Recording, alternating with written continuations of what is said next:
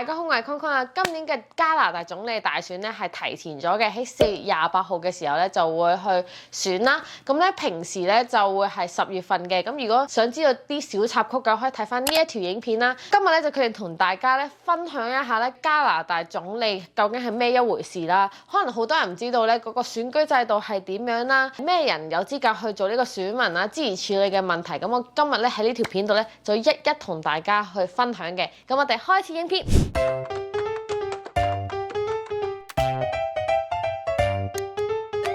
首先咧就同大家講下啦，究竟呢一個加拿大總理係乜嘢嚟嘅？咁加拿大總理咧英文咧就係 Canada Prime Minister， 咁咧佢咧就係負責去管理一啲內政啦同埋外交政策嘅，同時咧亦都會去帶領呢一個聯邦政府嘅。總括嚟講啦，佢其實係一個加拿大嘅國家政策嘅最終決策人嚟嘅。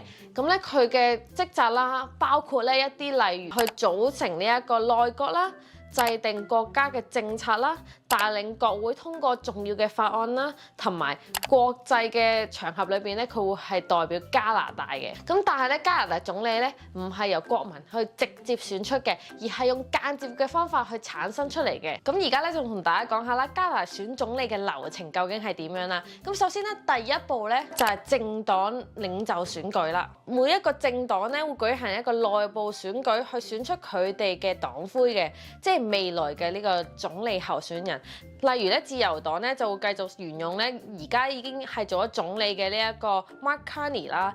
Our goal is to double the pace of housing construction to almost 500,000 new homes every single year. Homes you can afford to buy. Homes that are more sustainable and cost less to live in. 而保守黨咧就係我之前提及過嘅呢一個 Pierre Poilievre。 With Donald Trump threatening our country with tariffs, we need big projects that link our regions east to west.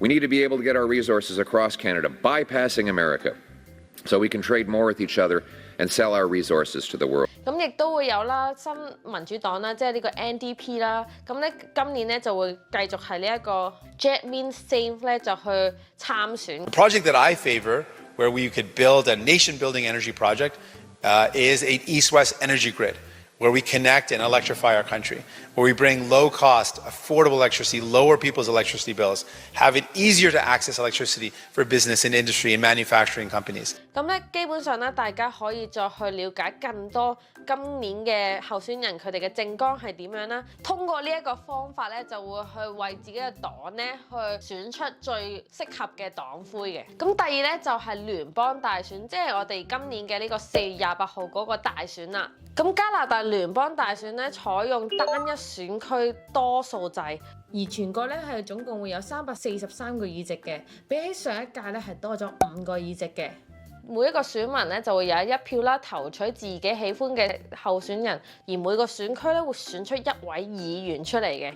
而喺國會贏得最多席位嘅政黨咧，佢嘅黨魁咧就會成為總理啦。咁但係如果咧少過過半數，佢就會睇下究竟喺嗰一次大選裏邊得到最多議席嘅黨咧，可以選擇組建少數政府，或者係用其他黨合作成為聯合政府。咁佢點樣分個議席咧？咁就係根據地區嚟分嘅，而地區咧個選區啦，就係根據咧人口嘅密度啦，同埋人口嘅比例咧去作呢個區分嘅。而每10年咧佢就會調整一次㗎啦。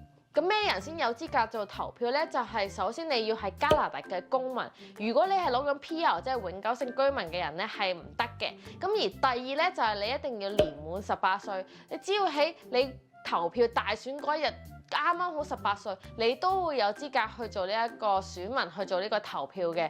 而第3樣咧就要係你一定要去登記做咗呢個選民咧，咁就合資格去喺大選裏邊咧就去投票嘅。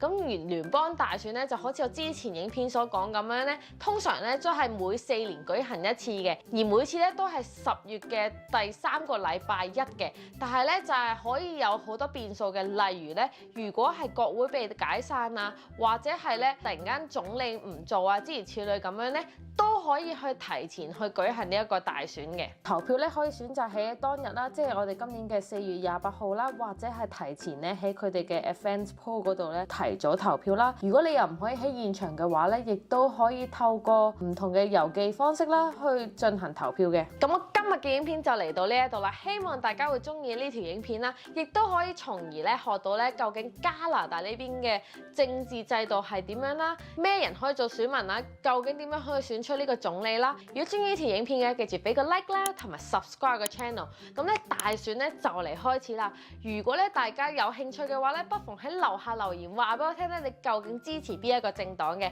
咁我哋下條影片再見啦，拜拜。